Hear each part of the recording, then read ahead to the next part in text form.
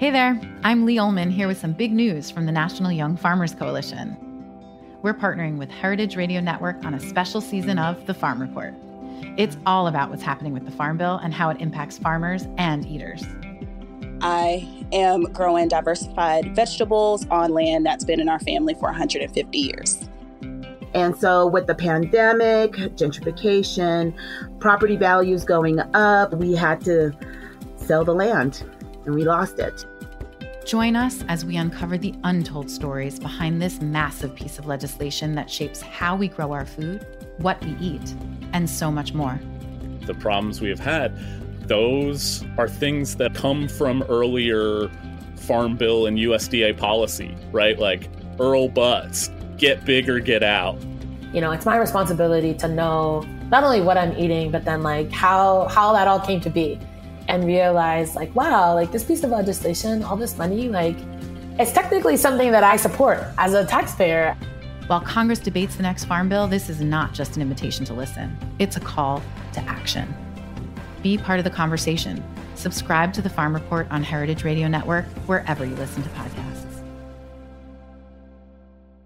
Today's program was brought to you by Union Beer. For more information, visit greatbrewers.com. Hi, this is Celia Kutcher, host of Animal Instinct, and you are listening to Heritage Radio Network, broadcasting live from Bushwick, Brooklyn. If you like this program, visit heritageradionetwork.org for thousands more.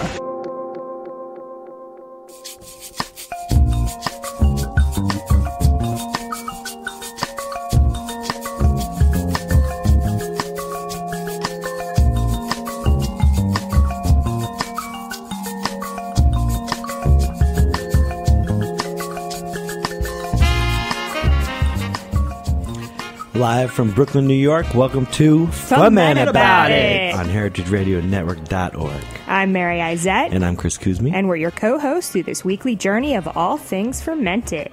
Archived on Stitcher, iTunes, and on heritageradionetwork.org. There's a lot of stuff happening in New York right now. It's a very exciting month. It's July. It's really, really hot. Actually, we just had some insanely hot weather this weekend. But it's all tasting good with the beer. Next week, some stuff's happening. What's happening? Saturday. It's a breezy 91, by the way. A breezy 7 p.m. So much on a better Monday night in Brooklyn. Oh, right now? Yeah. Okay. Just to give you a little scope, this is our first real heat wave of New York City summer. First up, so Chris and I will be attending and probably judging. We're judging, yeah. This great event at Gun Hill Brewing, which is in the Bronx. So it's called Limited, a homebrew competition and art exhibition. It is July 25th. They're going to have 5 local artists showcasing limited edition artwork. They're going to have 15 homebrewers vying for the inaugural Gun Hill homebrew title. And there will be a People's Champ. So voting begins at 4:30 and ends at 8. They're going to have... they call it People's Champ? Yeah, and it's only $3. So to enter your voting, and that includes a Gun Hill tasting glass and samples of all 15 homebrewers. There's also going to be delicious jerk chicken and live reggae music after the People's Champ has been chosen. So it should be a fun day at Gun Hill. I actually haven't been there yet and have been wanting to go, so I'm pretty excited. I have not been there either, but Void of Light is an incredible, incredible beer and won gold in the... It wasn't Imperial Stout. It was Foreign Extra Stout. I think so, at GABF last year. But they took home a gold with their first year of brewing. So they're considering canning. Yeah, that's great. I'm excited about that. I mean, it's a lot of beer for one little can. Yes. Yeah, but you know what? I just saw that Port Jeff actually has a Russian Imperial Stout in cans. I saw it at Copenhagen on Friday night. So people are putting all kinds of beers in cans. All right, so I want to give a big shout out. So Kuzme headed to Philly. Friend has a beautiful new recording studio. Rittenhouse Soundworks. If you need any work, or if you're a musician and need a studio to record at, Rittenhouse Soundworks in Philly, in Germantown area, close to Mount Airy. Actually, not too far from Earth and Bread Brewery. It is an awesome facility. Rittenhouse Soundworks. Look them up. So I tagged along. I had a day to play. So I tagged along and started at the art museum, moved down to Sonny's for a killer cheesesteak, which I haven't had in a while. I thought you were going to do beer today. And then I love it. At that point, it was beer. So I did. I made a point to seek out as much local beers as I could. Right, a couple blocks down from Sonny's, which is Old City, Old Town. What do they call it in Philly? Old City. Was Second Story Brewing, which actually took over the old Triumph space. I don't know if you guys have been to Triumph, but anyway, they were doing some really nice beers. I had a flight. I got to give big props. They had their Pennsylvania Lager, their 5 Mile Ale, Tilted Barn Farmhouse Ale, and Evolve IPA number 6. And I will say the PA Lager, I was super impressed because they were using 100% barley and rye that was grown and malted in Pennsylvania. So it's always cool to see, travel a little bit outside of New York City and see brewers, making really nice beers with local malt. From there, I actually decided to walk up to Johnny Brenda's, which is, I think, just under 2 miles, but it was a beautiful evening by that time. I didn't realize, but Standard Tap was on the way, so I stopped in there for a Tired Hands. And then finally went to Johnny Brenda's, and I had another tasting flight at Johnny Brenda's, and I was super impressed. I got to give a big shout out because I had the Sly Fox Sawtown Standard Lager, which we never, I don't think we Sawtooth. Sawtown. I don't know if we even get that in New York City, but that was just straight up solid Vienna Lager. I had the St. Benjamin Brewing Company Liaison Saison. That's a lavender Saison from a pretty new brewery in Philly. The Tired Hands Fuzzy Green IPA. And then I had a Commonwealth Cider's Gregarious Ginger Cider. So those last 3 are all brewed in Philly, or all made in Philly, I believe. Let's go back to the lavender. So lavender and Saison. Yes, it was outstanding. I was so impressed. First of all, I love lavender. I know, it's a love-hate kind of thing with people. It's kind of like cilantro. I'm a big lavender lover. But it is, those flavors are tricky to do in beers. And man, I got to say, I was super impressed. And then the Fuzzy Green turned out to be a cucumber IPA. Now, I had a couple cucumber beers. I don't think you should eat fuzzy cucumbers, though. I think that, they've turned. No, but they're fuzzy when they first come out, see, I think. I don't know. That's what made me think of. I've never seen a cucumber hatch. The leaves are fuzzy, too. But anyway, so Tired Hands, absolutely outstanding job on the cucumber IPA. And then the Gregarious Ginger Cider from Commonwealth was really tasty, too. It was very dry and had a really nice, spicy ginger bite. So I was impressed with all of those beers. Inspired enough, I actually picked up some cucumbers on the way home today. I'm going to go home and make a cucumber short mead. I think there's a lavender short mead in my recipe in my book, but I want to do a lavender lemon fermented soda. So just lavender lemon, a little bit of organic white table sugar, champagne yeast. And then I had something else on my list I was going to make. Inspired by Saturday. Anyway, great time in Philly. If you haven't been to Philadelphia, I only hit a couple of spots, but I had some outstanding beers. We did actually round up. I got one more. I got a sour beer at Earth at the very end of the night before Chris drove us back. Earth and Bread Brewery. Yeah. So I have to say, I just love Philly. Baker, it's such a great. I'm so happy that we live in New York City and can just go and spend the day in Philly. Philly's like an hour and a half to 2 hours from us. So much to do. And anyway, I can't wait to go back. City of brotherly love. All right. And that's where everything started. I wouldn't know you if I didn't live in Philly for a second and start homebrewing down there. Speaking of homebrewing, and speaking of pro brewing, and speaking of today and this show and New York, and we have in the house today an old friend of ours, Brett Taylor. Brett Taylor, how you doing? Thanks for having me. Today's special for a couple of reasons. I've been a longtime fan of your beers and what you do with them. Brett, you are aptly named with your affinity for Brettanomyces. And I'm also excited that you just finished the American Brewers Guild course, the intensive science, brewing science and engineering course, right? Yes. And congratulations on that. Thank you. Yeah, it was amazing, and I'm joining an incredible group of basically a ton of New York City brewers have graduated, and it's I feel like I'm in the club now. It's fun. Yeah. Welcome to the club. Thank you. But that was a really valuable experience. We'll get back to that. But let's talk more about, leading up to that. And you, even just before this, I didn't realize you had any brewing or pro brewing experience or even times in that. But you did some time at 6 Point for a brief moment. Yeah, just a little while back in 2011. Worked with Ian when he was there. Just cleaning kegs, scrubbing, doing basic cellar work. But you were familiar with the pro brewery before getting to that. But definitely. Where did your home brewing start? Where did this love of home brewing thing happen for you? Carroll Gardens, and honestly, I think that it was. I kind of got caught up in the whole New York City craft thing, and I kind of lived. 6 Point was my local brewery, and there was a point where it felt like if you weren't drinking 6 Point, you were sort of not. You didn't have your Brooklyn cred or something, Still back in 06 and 07. And so I was, but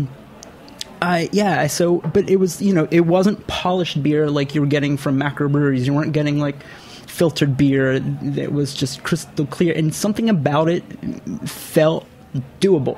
Mm-hmm. It felt like it was so fresh, and it just felt like I want to do this. So that's when I started homebrewing. And I met you at one of either Brooklyn Ward or one of the other like homebrew competitions that are open to the public, and you were serving, I think it was 100% Brettanomyces fermented beer, and this was a while ago. Yeah, I mean, before actually that might have been one of the first primary Brett fermented beers I ever had, and I was like, what is this? It was super interesting and drinkable, and your name is Brett, too. So I was like, oh, this guy Brett, he makes Brett beers. I got lucky there. I got lucky, actually, because I was in line to be Wilbur Earl IV. And fortunately, somebody stepped in and gave me a name that... Wilbur Earl IV, so is that your father and your father's father? Yeah, Wilbur Earl all IV. the way back. Wow, man. Yeah, and to the 1800s, yeah. Do you think that Wilbur the First homebrewed or brewed? Probably. I don't think so, but I don't know much about. I met him, but I was really small, so I was like this big. So he didn't let you taste of his mug. I think it was probably whiskey or something from the hills of Pennsylvania, if anything. But I fell in love with Brettanomyces because I fell in love with sour beer, and I was like, what? I mean, all right, I get it, it's sour, but like, what else about it? And I somehow came to realize that it was the Brettanomyces that was giving it the character that I really loved. And then I experienced it with hops, and I was like, whoa, that's totally different. It's super fruity, and it gets really dry, and it works nicely with hops, and it does cool things. So I was like, I need to explore this. When did you first start homebrewing? January 2010. And then when did you start playing around with Brett? About a year and a half later. Yeah, so pretty early on. Once I dialed in my process and realized, understood what I was doing. I started playing with Brett, and the first beer was I made the regular spice pumpkin beer, but I fermented it with a Brett Lambicus and a Brett Bruxellenus, and I took together at the same time. Yeah. Just one of each. Primaried with that, and then I took it over to Jason Saylor's house, and some other people were there, and they all loved it, and they were like, "Wow, this is so good!" So then I aged it out for like a year, and it was even better because a lot of the spice character got really subdued, and the Brett character, the Lambicus, gave it a nice tartness, and it became a very lovely beer. Now I want to do it in a bourbon barrel. Awesome. Yeah. So, where were you getting your Brett back then? Oh, Brooklyn Homebrew. I got all my Brett from Brooklyn Homebrew. I sort of have switched now. I'm a Yeast Bay guy. Mm-hmm. I basically use their stuff almost exclusively these days. Gotta shout Brooklyn Homebrew out. Yeah.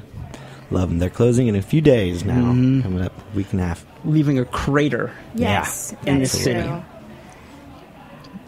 It'll be interesting to see what happens in New York City, and I wish Daniel and Benjamin the best of luck. They're going to move on to another exciting venture of some sort. Yeah. So Brett, you started with tell the Brett strains again. Just the Yeast Lambicus and the Bruxellenus. And then tell us a little bit more, like how, because I think you've done wits, you've done all kinds of beers, right? Yeah. So I have a wit beer that I'd like to do with the Brussels blend from the Yeast Bay. I've done it a couple different ways, but that's what I really like now, and I feel like the fruit character from that yeast blend, along with the coriander and all the fruit peel and everything, just works so well. And it's a beer it's lovely when it's young. It's a nice frothy, fruity wit beer, but then it ages out to become like a really nice, blonde, basically a blonde ale. It works really well for me. What is the shortest Brett ferment that you've gotten as a number? And I've done it in 3 weeks, but it's there's way too many cells in suspension. Sure. Still. It's mostly at terminal gravity. It gets to the point where it wants to just go into that slow ride that Brett does when you're making like a sour. But yeah, it's drinkable. It tastes like what it's going to taste like as a young beer, and it's good, but, Would you say you're a patient man? I would say so. You're going to have to be with this. The key is, whenever you have a tendency, you get a sour in the barrel, you probably know this, Mary. You just, when you get a sour in the barrel and you have a tendency, you want to touch it, just go buy a new fermenter and make something else. Yes, just forget. Put it in the back of wherever you're fermenting and forget about it. That's right. Cover with a t-shirt and forget about it. and put a, I'm not allowed to touch this before X date, rule on it, and that'll get you through. We're going to take a very, very short break and come back to Fuhmentaboudit and talk more about how you hop, how your approach to hops. I want to know about Brett strains strains and how you go about it. So more about brewing with Brettanomyces with Brett Taylor after the break.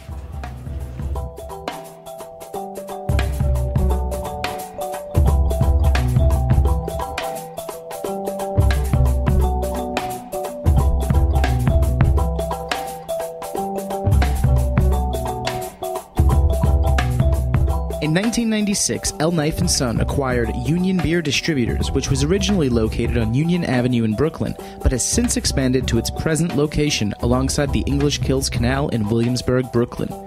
Union Beer has grown dramatically in the last decade as the primary distributor of Anheuser-Busch products for Kings County, Brooklyn, through the hiring and development of the best people in the industry. In 2003, Union Beer acquired a powerful catalog of specialty brands, which immediately positioned them as the craft beer supplier to accounts in Manhattan, Brooklyn, Queens, and Staten Island. Union perpetually tweaks their portfolio to maintain the highest level of stylistic breadth with the most coveted brands available.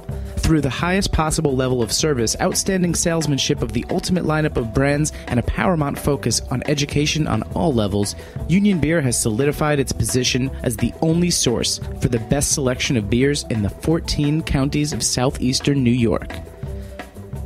For more information, visit greatbrewers.com.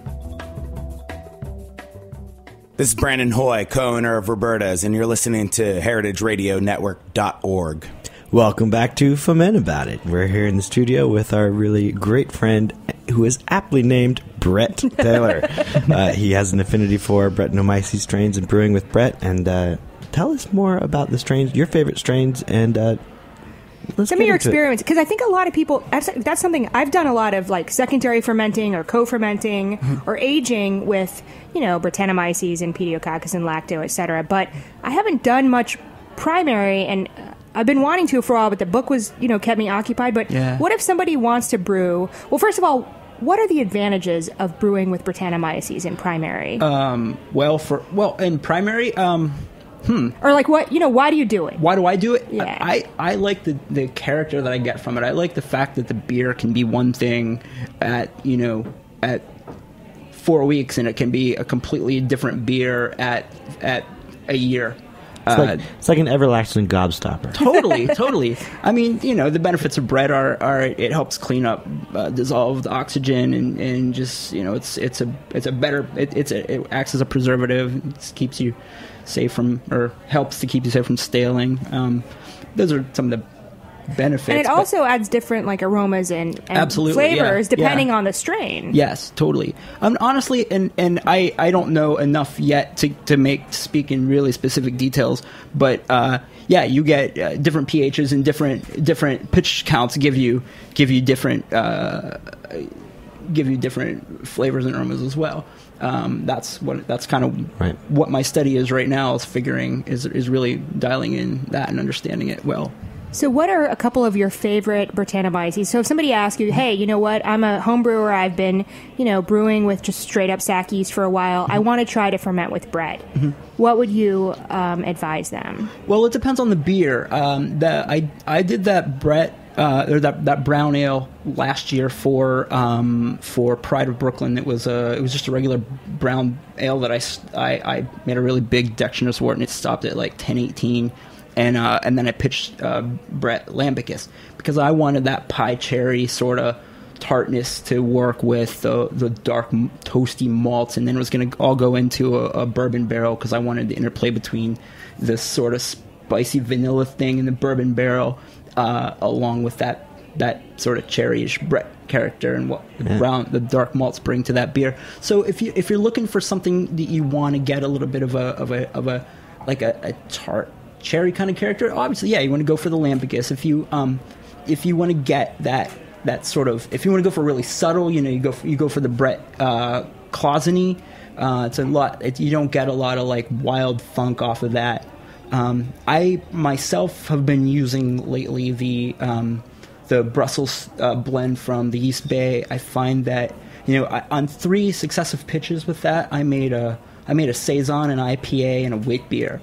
And I got characters that were reminiscent of those styles with that. I got a nice phenolic character in the saison. The wit beer gave me I got fruity character from that. And in the IPA, I was able to get a nice fruity character that blended well with northeast or northwest hops. Yeah, I want to know your hopping techniques for brewing with Brett. It's actually pretty similar to my regular hopping technique, which is lots and lots of hops in the whirlpool. That's a late addition. Yeah, a lot of late addition. I don't do a big. I don't do a lot of times with a Brett beer. I won't do a bittering addition. I'll just do it all in the last 20 minutes, because you're going to get a little more attenuation and you're going to get a little higher degree of bitterness, just of apparent bitterness or perceived bitterness. What do you make a starter? So when you do primary, you always make a starter, right? Yeah, I mean, it depends on what I'm trying to do. If I'm going to age something out, like my saison these days is, I just throw vials in. It's saison yeast, it's Brett blend, and it's lacto brevis, and it just you just let that roll. That all goes together. I don't want a big pitch count with that, but with a Brett. Usually, I'm looking for something close to a lager pitch rate. Okay. To keep it from getting super funky. So the saison you're 5-gallon batches, and you're using how many vials of this?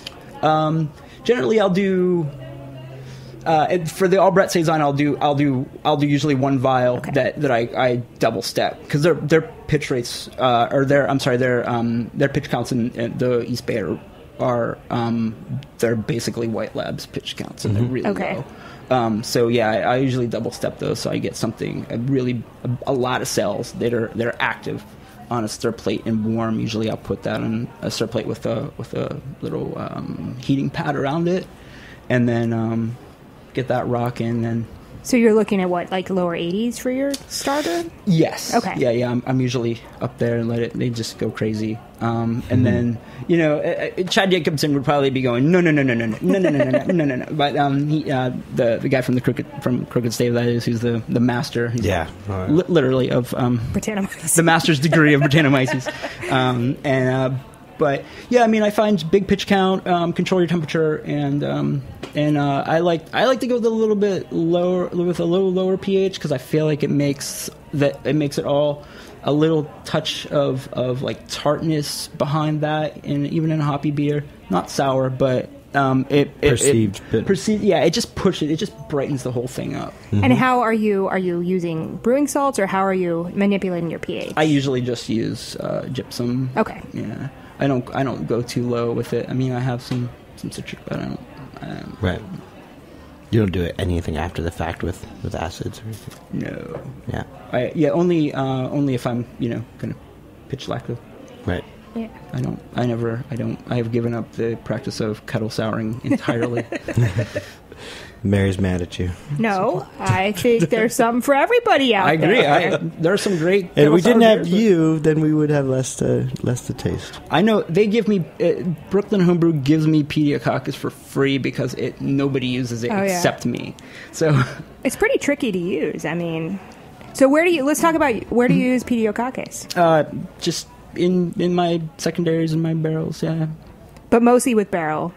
Mm-hmm. Yeah, if in a barrel situation, whether it be an actual barrel or a secondary fermenter. You live here in New York, and you're talking about barrels. Mm-hmm. What size are your barrels? 5-gallon barrels. 5-gallon barrels. The Kings County guys. Yeah. And you got them sprayed around the house. Yeah. So we have a source. We have actually, thanks to the New York Farm Distillery Law. And that's what it's called, right? Anyway, we have a lot of distilleries here in New York City, and Kings County is one that's really generous in selling their barrels for very reasonable prices to a lot of homebrewers. Yeah. So big shout out to them. Totally. Colin Spellman, you the man. Yeah. I got into it because I was like, I need to learn how to manage barrels. Right. And so, yeah. Plus, now I do a lot of the sours I'm doing now are like I'm doing primary fermentation. I do the whole thing in the barrel. I got such lovely bugs living in those things that like. I just want a little primary, like a little saccharo to go in there with it and put a blow off on it and let what's in there go to town, which is kind of living the dream now. So you've already put in, so originally when you got these barrels, how did you prep them? I prepped them by putting Imperial Stout in them for a very short period of time, and taking away, just straight up Imperial Stout with Saccharomyces. Okay. And then I remove that pretty quickly, and that cleans out some of the very strong bourbon and oak character, and then in a way that's still usable. In a way that's still usable. Right. Yeah. So short period of time. What? How many days? I think usually 2 weeks, something like that. Maybe I have my threshold for what is over the top is a little higher or something. I don't know. But that's good. These are always things to think about, because I think when you're a home brewer that has not used barrels before, I mean, a lot of these very fresh barrels will impart a lot of alcohol and wood. Yeah. And you have to be very careful, unless you want to end up blending. If you're kind of flushing that barrel a little bit, so to speak, it's something to think about. So. Yeah, for sure. And I actually bought the barrels intending that they would be blending beers, because I figured, you know what, these beers are going to get too sharp too quickly, and I wasn't going to get the Brett character that I want from them. And actually, it hasn't been the case. The last two were their sort of cuvee beers. I just bottled them straight as they are. So yeah. So then, after the Russian Imperial Stout, then did you start with your buggy beers? I did with one of them, and the other one I was going to keep around for clean beers. But then they're in the same room, and I learned lessons about how bugs move between barrels. Also, a very important lesson. And then my reaction to that was, I did a little dance because it was awesome. That I my bedroom. Actually, whenever I move out of this apartment, I think I'm just going to advertise it as like, you could cool ship in my bedroom. There you go. That's awesome. When did you decide to go to the American Brewers Guild? When did I decide to go to the American Brewers Guild? Why did you go to the American Brewers Guild? Do you have... well, I mean, looking for a career because change? definitely, absolutely, yeah. I mean, that's the whole point. I mean, Tyler March and I are working on a brewery project with mostly Brettanomyces, and I was like, even if I fail miserably at that, this is still a career change for me. I'm not going to go back to my old job. I'm ready to move on, and so I'm like, what do I need to do that? And it's brewing school, and it was right there. It was such an easy thing to do. You just had to have gotten some okay science grades and passable science grades in college, and And then go deep into it. Yes. It's a 26-week course? 23. 23, I think. I don't remember whether it was 23 or 26. It certainly felt like 26 if it was 23. It felt like 38. but it was all awesome. I enjoyed it. And having the videos are so... forever. Yeah. You know, I still use them as resources. That's good to know. Yeah, they're awesome. And there's something to be said for that because, like, if we would have gone to lecture, it would have been, whoever they could get there at that time. But when you watch the DVDs, you're getting like the best in the business. Matt Brindleton, come on, you know what I mean? Like, who gets him as a professor? Yeah, it's insane. Pretty fantastic. And I could go on the list of like big names. It's just everybody's is like an all-star. I will say, a couple weeks ago, I walk in the bedroom. We're getting ready to go to bed. Chris is already in bed, and I'm like, "What are you watching?" You were watching an ABG video. That's right. I was getting ready for you. They make me hot. Steve Parks, I love you. I feel dirty. That shouldn't, Liz. That should not be the quote that goes on the website. I think. Let's briefly mention what's your next school that you're going to? Hop School. Yes. I'm going too. So I went to Hop and Brew School, put on by Hop Union last year, and I went to the Nano Brewery and Homebrew School. It's a 2-day affair in Yakima on premise, and you go around the hop fields. I think there are still tickets if you go to hopunion.com and then look up Hop and Brew School. Yep. And I spent the whole time there being like, "Oh, Mary would totally dig this. I really wish you were here." And now you're going this year, but I'm going to the other session. I'm going to the first session, the 15 barrel and above. Yeah. The pro brewer. There's going to be like at least three to five. Well, there's 5 New Yorkers actually signed up to go to our Nano. At least that we know of. Yeah. So we're bringing a contingent this year. We're taking over. Subject to change. Join us. Join us. That's right. Meet us there. So talk a little bit about Yeast Bay and why you use those before we wrap up. Oh, yeah. So actually that ties back to your earlier question about the blends. Their blends are really nice. They don't go crazy on me when you use them for successive batches. I don't know how he balances them. He's not very, he's got a day job and he's not really, he responds very quickly to emails, but he doesn't really talk too much about what he's got in them.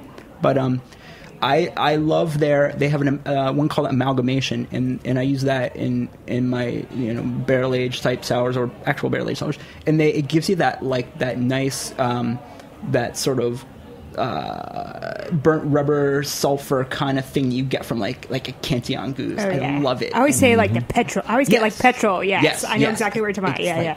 Love that petrol. Now, how soon are you getting that? Is it because that's usually that's like an aroma and flavor I always associate with aged Rieslings, right? Or some of these aged Guzes as well. Got it 3 months on a farm on a saison, an Albrecht saison that I added that to. He uses a lot of lacto brevis PDO in his mixes are good, like multiple lacto and PDO, and his strains are.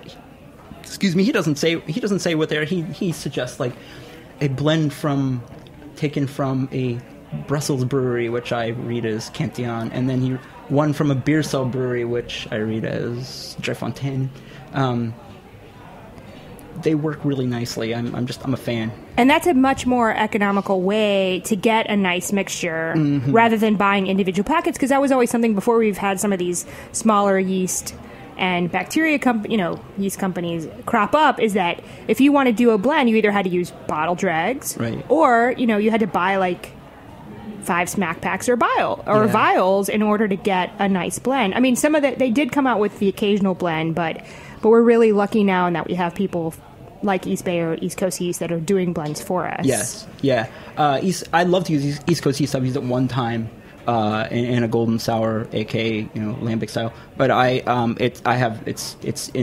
it's in progress, and I have no idea it's just so hard to get. I would love to use it, but so I gotta go to the West Coast, but he does an awesome job. Now you're talking about successive pitches. So are you're taking this yeast cake and then using it? So what are you doing? Are you washing? Or are you just? I just give it a little rinse, get the crap off the top, and then pitch it into the next batch. Cool. I don't have a microscope yet, so I'm not. What do you mean by rinse? How do you do that? Oh, just into like a jar or a Meyer flask, and some distilled water on top so that it settles, and then I decant the stuff that's either hot and break material, and then the stuff top that looks layer like peanut that, butter, the crap on top, and then you have the nice like whitish, slurry. Like healthy looking slurry. Slurry, the milkshake. The milkshake, Beauty. yeah. And so you've been using these. So you said you repitched up to 3 times. I have repitched up to.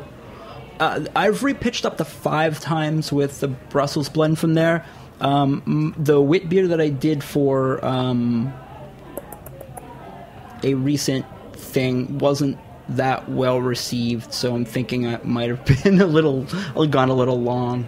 I think it was the Pride of Brooklyn this year.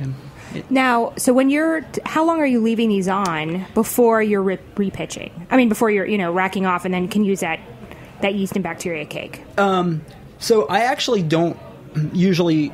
I haven't done a lot of repitching with yeast and bacteria. A lot of times I'll add new bacteria, which is weird because it's the thing that lasts. And Brett obviously lasts too. But yeah, I'll take. It depends on if I feel like I need to get it. If I need the yeast out from under it, then I'll move it. If it's like 3-4 weeks or whatever, it can't hurt to go to a secondary for a little while to settle out. But the thing is with that, the Brussels blend from the Yeast Bay settles beautifully. So it flocculates really nicely. It flocculates very nicely, but it takes a very long time. Okay. It's crystal clear, and my Albrecht saison is it can get really nicely clear. Awesome. Have you brewed anything with Sack again since your first Brett beer? Oh yes, I still, I do a Pilsner. It's kind of my German Pilsner. It's kind of my canary in the coal mine to make sure my system's clean. Yep, Make sure what it's comes a litmus test. Yeah. Oh, totally. Yeah. I mean, I love the beer, but like, it. It's just so that I know what's coming out of that, because I have the Blickman, the heat exchanger, or I'm sorry, the heat exchanger. But you can't open it up. It's a plate chiller, but you can't open it. So it's a leap of faith that I'm getting it clean. Right. So I just want to make sure that what comes out of there is good. Is chemically. That's awesome. Yeah. So once you go Brett, you can come back. You can. Of course. Separate hoses. Keep it all the plastic, anything. You gotta keep them separated. Keep them color coded. And I brew like sacro beer once every 2 months, and I keep that stuff like in a very nice cabinet. I treat it like it's gold. And the Brett stuff, which gets used like 3 times a month, gets thrown in this like bag in the corner and gets treated poorly. But it works for me. So. Yeah, it's all hand-me-down stuff anyway, right? Clean stuff goes to Brett stuff, goes to Brett and Bug stuff. So. Well, our new show mission is to find a guy named Sack so we can talk about clean brewing and predictable things. You might be able to find a guy from Ireland named O'Mices more easily. That's amazing. Yes. Yeah, an Irish guy named Sack O'Mices. That'd be amazing. Well done. And with that, thank you for joining us, Brett Taylor. Thank you for having me. Awesome to have you. We're so excited to have you here. And hopefully some of you out there are inspired to start playing around with some mixes and to go to the American Brewers Guild. Yeah, do that. And Hop School. So there is. Hop School. Yeah, come join us at Hop School. Absolutely. They're still opening, so. We want to thank our engineer, Liz Smith, today for her fantastic work today and every week and every day here at Heritage Radio Network. What a wonderful lady that lady is. Even though she's giving me the finger. It wasn't the finger you're thinking of. Never mind, audience. You're great, too. She wasn't giving you that finger either. Tell me about today's break music, Kuzme. Today's break music and the show theme song are actually outtakes from a former band that I am involved in called Chris Berry and Pangea. Chris Berry is an incredible mbira player. What did you say, Chris? Oh, I said, beer. So that little tinkling noise in the thing, that's a really strange instrument from Zimbabwe called the mbira. It's on piano. It's pretty cool. Hey, and we want to give a big thanks to all of you listeners for tuning in. If you liked what you heard tonight, tell your friends to subscribe to the show on iTunes, and feel free to get in touch with us at heritageradionetwork.org. Next up, we got a teaser clip of Chef Marco Canora sharing some snack hacks on the food scene. Another great show found right here on Heritage Radio Network. there's so much misinformation out there, and everybody thinks that eating well needs to be surrounded with deprivation. And it's like, it's not deprivation at all. Like, I'm a fucking hedonist. Chef Marco Canora shares some snack hacks on episode 226 of The Food Scene, hosted by Michael Harlan Turkel. I love food. I eat food like crazy. I don't need to be hungry to eat food. It is just like a huge part of my life. And, you know, a lot of people are afraid of this idea of eating well because they think that you turn your back on all that stuff. And no, it doesn't mean you turn your back on loving food. It just means you have to educate yourself and think differently about it. So when you think of popcorn, do you instantly think, oh, that's fiber, that's going to clear me out? Yeah, you know, yes, I think about popcorn and then I say, well, let's make sure I put the right fat on it. And let's make sure, you know, I'm getting a good quality popcorn that's not some kind of highly mass-produced GMO popcorn. And then it's great popcorn, and I'll grate some really good pecorino cheese on it and put a boatload of black pepper on it and put a big hunk of really good grass-fed butter on it and some nice sea salt. And, man, it's fucking delicious, decadent popcorn that I could eat a tub of it until I'm sick. And I'm not going to feel so bad about it, right? Because of you now, cacio e pepeing something is like a verb in our house. Right. We always have that hunk of pecorino. This was an excerpt from episode 226 of The Food Scene, hosted by Michael Harlan Turkel. Did you like it? The Food Scene episodes are available on our website or on iTunes. Dig in for more. This piece was brought to you by Bonnie Plants, bonnieplants.com. Thanks for listening to this program on heritageradionetwork.org. You can find all of our archive programs on our website or as podcasts in the iTunes store by searching Heritage Radio Network. You can like us on Facebook and follow us on Twitter at heritage_radio. You can email us questions anytime at info@heritageradionetwork.org. Heritage Radio Network is a 501c3 non-profit. To donate and become a member, visit our website today. Thanks for listening.